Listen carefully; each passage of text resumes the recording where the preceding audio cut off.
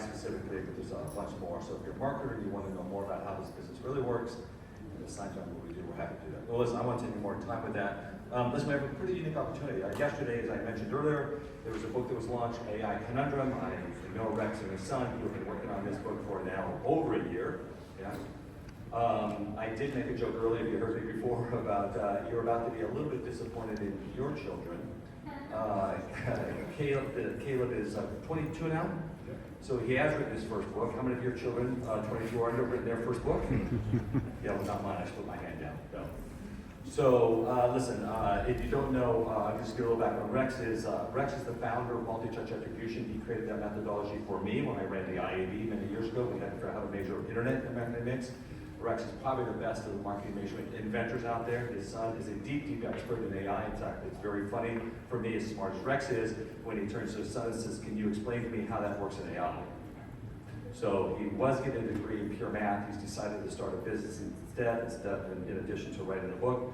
So they're going to walk you through the thesis of AI Conundrum. It was basically around the idea, and I'll let you guys sort of set it up, that there's a lot of parts of AI that can be kind of dangerous. Some of it we know driven by hallucination, which, by the way, we always treat that as like this anomaly. Hallucination was a feature, by the way. It was built into it to actually, that's the point of how it sort of works in the decisions making. But they'll explain to you some of where the challenge would be, and they've actually provided a framework for where you really need to be right. And other cases where maybe it's a little bit better to let it run. So I'll let them go. So first up, I think, Caleb, you're going to go first? Yeah. So Caleb Briggs, go ahead. Give him that more. So, quick question for everyone. Who here has heard AI is going to change everything in the last week? Raise your hands. Now, keep your hand up if you've also heard a detailed explanation of how AI thinks differently than humans. We're surrounded by excitement about AI's potential, but we rarely dive into the nitty-gritty of how it actually works and when it doesn't work. In this presentation, you'll learn how to identify where AI truly excels, learn to recognize its hidden pitfalls, and make informed decisions about AI in your use case. So to start, next slide, please. Okay, can we get to the next slide, please? Sorry about that. So we'll start with playing a little game. So what is this? Right? And shout out the answer when you have it. Yeah. Kim Kardashian, a person, right? And the AI can do this too. It recognizes this as a person with 88% confidence. Now, what is this? A cat, right? And this? What about this one? Kim Kardashian. Yeah, upside down Kim Kardashian. So you say upside down Kim Kardashian, but the AI says it's actually coal, black coal. In fact, with nearly 80% confidence. Why were you able to get it right, but the AI didn't? Humans, it turns out, have a much richer representation of objects than the AI has. We have these invariabilities. For instance, position invariability. An object can be at a different position in the image, and we still recognize the object. We have pose invariability. It can be at a different pose or angle, and we still recognize it. That AI we just saw didn't have pose invariability, because when we flipped the image upside down, it was no longer recognized by the AI. So AI does not understand as deeply as we do. It's not building these robust model images that we have. It's easy for us humans to imagine a golfer swinging from the tee box without a golf club, but not for the AI. If you ask ChatGPT to create an image of this prompt, you get this extra floating golf club. And the problem is that AI learns off of correlations. So golfers and golf clubs are highly correlated. They often show up together in the tee box. And so the AI is picking up on this correlation, and it's getting this wrong answer. Here's another one. I say, Dr. Mary stands to solve world hunger by giving her best friend Jane a call. Jane is certain she can solve world hunger if she gets the call. However, Mary and Jane bickered as children about butterflies. Mary will blank give Jane the call. So what do you think? Is world hunger something the AI should help us solve, right? The AI says no, not give her the call. Sorry, we bickered as children about butterflies, no solving world hunger today. Again, it's that problem of correlation. So the AI is picking up on this common pattern in how we use language. We'll often give a proposition, then say, however, and give some argument for that, and then disagree with the original proposition. And so the AI is picking up on that pattern, and on that basis, it's deciding to give the answer or not. And in fact, the AI will answer in the same kind of way, almost regardless of the content. So I say helping others is good, however, spaghetti is not very tasty, therefore you should blank help others. And again, the AI says you should not help others. So again, the AI is picking up on these correlations, and they're sometimes wrong, and it leads the AI to reason in a very different way than we do. So I want you to take to heart that AI thinks differently than humans. You should not expect the strengths and weaknesses to be similar for humans as it is for AI. Now, that cat you all recognized earlier, the AI thought it was guacamole. And I'm fairly confident in saying that there was no one here that thought that image of a cat was guacamole. I'm 100% sure that there was no one who thought there was 19 different ways that that image looked just like guacamole. But the AI did. And in fact, Dan and his team at Stanford showed there are on average 19 different ways to change the image in a way that's imperceptible to humans, but that causes the AI to get it wrong. And you should care about this because that stop sign, the AI thought it was a 45-mile-per-hour sign. Now imagine you're pulling up to an intersection and you see another car and you expect it to stop at the stop sign to accelerate forward. But instead of slowing down, it speeds up. There have been real lives lost due to misclassifications from the AI. And these are often mistakes that no human would make. There's Tesla's self-driving car thinking that the moon was a yellow light, or people putting traffic cones on their cars to confuse Waymo vehicles. So given the bizarre nature of AI, how do we decide when are the good use cases and when are the bad use cases? So in our book, The AI Conundrum, we developed this risk framework, and it has these three axes which correspond to three basic questions you should ask when applying AI. So how much precision do you need in your use case? How strongly do you need rationale? So how much do you need to understand what the AI is doing? And how much do you control the inputs? Are you in an open or closed environment? So let's look at that precision component first. So precision is about how precise or accurate you need the AI to be to get a good response. So math and science are in that high precision category. If I ask you to multiply two numbers, there's exactly one correct answer and everything else is wrong. So you need absolute precision for math and science. In fact, ChatGPT struggles with even basic math. So here I ask it to multiply two numbers, and the result is not the correct answer. So as you increase the amount of precision that the AI needs, the AI performs worse. On the other hand, it's great at tasks that require lower precision. So creative writing and image generation are two great use cases that require less precision. Here's an image of a dog with a plate of pizza. So there's lots of different ways you can create an image from that prompt, dog with a plate of pizza. If you're in this room earlier, you saw someone did a demo of almost this exact principle. They asked people to imagine what a dog would look like, and they saw there's lots of different ways people imagined it. So there's more leeway in the output you get. There's a lot less precision required. And actually, you can see just how much precision matters in your use case by picking that same category of image generation and picking a subcategory that requires more precision. So let's say we're trying to generate the text in image. So there's lots of leeway in how you might imagine a dog, but there's a little bit less leeway in how you imagine different letters of the alphabet. So it requires more precision to create text than it does to create an image of a dog, for instance. And actually, if you've used AI for image generation, you know that it struggled with generating text for a while. And you see up there in the corner, it doesn't exactly get the word the right, and it's pretty easy for us to see when it makes that misspell. Let's also talk about Zillow. Zillow lost $4 billion when they switched from being a media company to being a company that was using their AI to buy and flip homes. So the Z estimate estimates the price of homes, and they wanted to use this to try and flip homes. And we computed that they had an accuracy of about plus or minus 7%, which is great for algorithms in this area. But you needed plus minus 2% to make this business model work. And they're operating in the most difficult octave of the risk framework.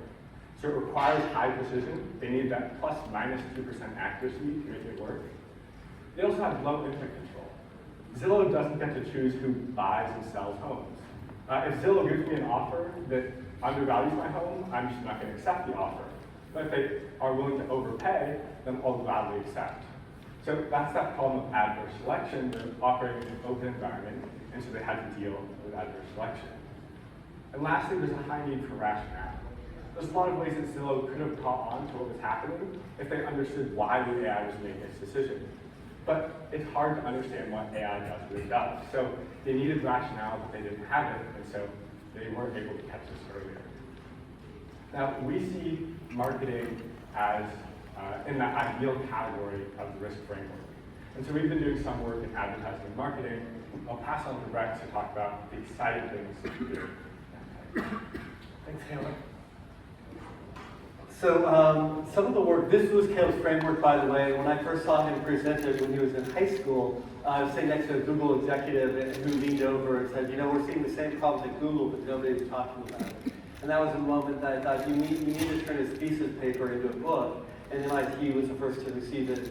Not only did they sign him up for this book, they signed him on to where they get to see anything he produces in advance of him publishing it in case they want to publish it as well. But this framework is a really big deal. A lot of professors looked at it and said this was a really great way of thinking about it. Now the good news for us in marketing is we are actually in the ideal use case as long as we have a human in the loop. When we go outside of having a human in the loop, it's like putting that stop sign out there for anybody to add stickers to. Those stickers were strategically placed to hack it. That's why I asked the question about if you have a chatbot out there in the wild, it can be hacked. You can assess whether or not you have the risk. If you use it for internal documents, that's sort of perfect because a human is in the loop, you know who's using it, you know how they're using it. So that access of whether or not you have low input control or whether you have high input control is really important. Now in advertising, we have a lot of input control. We can look at our workflow. In fact, this is what you heard Karin from MLB and Greg talk about earlier in the keynote session, which is that you can look at the workflow of how we build advertising, and you can say, you know, I'm going to focus on that, how we serve advertising, how we report on it, how we optimize it internally, and I'm going to use AI to try to help optimize that. Over half of the budget is spent in communicating with consumers. Most of that's in paid media. So if we could double the conversion rate and maybe be more efficient and effective at it, that has a huge ROI impact. So this is what Claritas is doing with their technology of one-hot encoding, where they're looking at any data coming in, and they have unsupervised learning, and they're clustering who should get what messages. Now, the way that works, that's really this breakthrough, is your ability to break out the different parts of a message into features. And for the data scientists in the room, we know what features mean. It's our ability to look at those differences in templates or in audience features, like what time of day you're accessing it, what city you're accessing from, maybe if you have Claritas data on whether you're part of this segment or that segment, or weather data, and so forth. So the AI is taking all that data in, and is looking for combinations that predict your KPI. Now, in Major League Baseball's case, that's selling a ticket. For Shell, it might be downloading an app. And we'll talk about both of those really quickly. And we have the global CMO from Shell here, which is great as well. So let's talk about MLB. There's a question before about AI getting overwhelmed by having too many versions.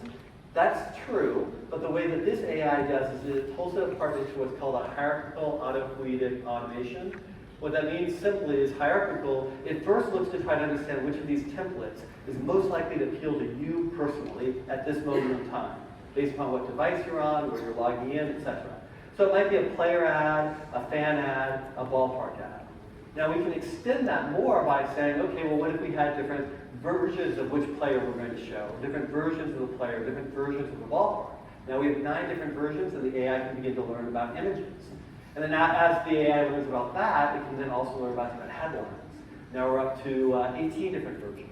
And now we can learn about different call to actions, like whether it's better to say learn more or buy now. Now we're up to 36 versions. And that's just for this one ad size. We can have this by 4 different ad sizes, and there's transfer learning where the AI can learn across those different techniques. So that's what the AI is doing, and this is what it produces. It produces a map, and those different sizes of the circle is the different combinations of those different ads that the AI is solving for, and they appeal to different kinds of people. And what's really fascinating about this is when you look at the Claritas data on what segment you're in. I happen to live in the segment of country squires. Greg, I think, is probably Money and Brains or Network Neighbors. There's different neighborhoods that we live in. The AI is actually saying, well, overall, the people in country squires and winner circles are, or young digitality are 30 to 40% more likely to buy a ticket to Major League Baseball. But they respond to different messages. And so for one of them, it's going to be the spam ad, and for the other, it's going to be more of the player-oriented ad.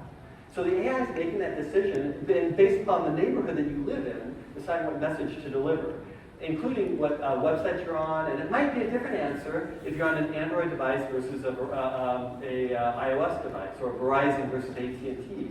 So there's all these combinations happening simultaneously. This is just one of them. So ultimately what we can see, how do we know if it works? We have a control group where we've randomized all the ads and messages, and we get to read how many tickets are sold to that control group where AI is turned off, and we're comparing it to when AI is turned on. And that's what Karin was saying about the 133% increase to 23% increase range with 65% overall. We can look at that across all the different ads. We can also get insights into the black box of what the AI is doing by looking at how it's making different decisions by day and by neighborhood and by different group. And that makes us smarter as marketers. So I do think the AI is doing a lot on its own, but we get to benefit from learning from that AI. So this is a very exciting use case. And as Greg said, overall, there's been a 140% increase about what we've seen across these different brands that have tried this technology. We've tried a few of the other technologies that don't use as an advanced algorithm, and we haven't seen lift. So we do think this is genuinely new and different in the marketplace. Let me give you another really quick case study that was shared recently at the CEO CMO Summit. This is Shell Go. This is in the UK where there's less data available, and it's the download of the app as a key goal. And they have 3 different themes. They have one that's a road trip, which is kind of a good idea. You're probably going to need gas and food when you're on the road trip. Or the app that can just focus more on saving money. And then also the sponsorship with the Ferrari. Now this one kind of blew me away because when we saw this data, the AI, in general, they all started with even rotation, and as soon as the AI learned enough, it began to say, well, the Ferrari ad is not leading a lot of people to download this app. It dropped it down to about 10%, a small segment of the people. But then it takes off, that Ferrari ad, that's the start of Formula One season, and the AI was automatically detecting that people are more likely to become engaged with that message and download the app as a response. And then there was something that happened in the middle that we didn't expect. That driver ended up in the hospital. And there was all this buzz online about what had happened to him.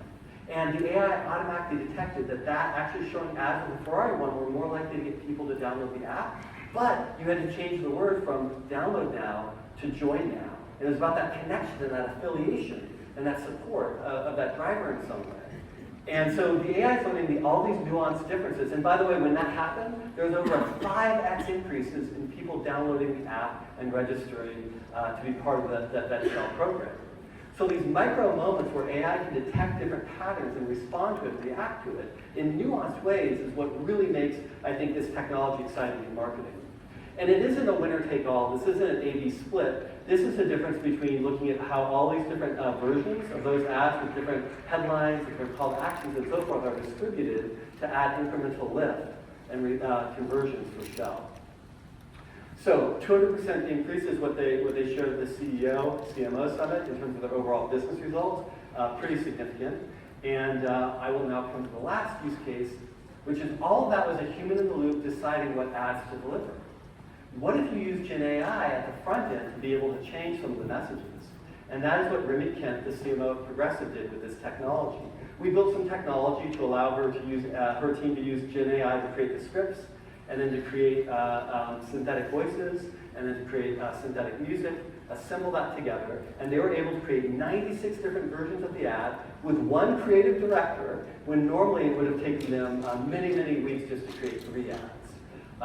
Actually, let's go ahead and play one quick ad from that so you can hear that, and then I'll give you the call. Want the perfect auto insurance? It's like crafting the ultimate playlist. Progressive provides customers the confidence to pick what's best for them. Whatever your life stage. Sure, maybe you'll play one other voice just so you can hear some of the differences.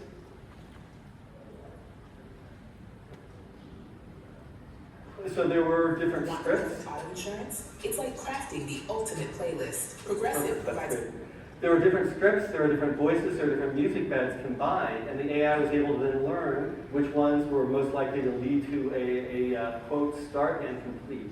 So they increased their quote starts and complete by over 50%, and they had Gen AI at the front, make it more efficient with a human in the loop, and then AI doing that same type of optimization you saw with Shell and Major League Baseball, optimizing the results after market. I want you to think about this because the future is now. It is happening now. It's just unevenly distributed. You know, leaders like Carol and Karin are ahead of that game, and I think it's a great time to catch up and get engaged. If you're more interested in learning more about learning, I learn more every single time I do one of these studies. It's what gets me excited about being involved in business. And it's one of the case studies that we talk about in part 2 of the book. If you haven't got a copy, there's a few more, probably in the library in case we run out here. But thank you so much for supporting this work and being engaged in AI. Really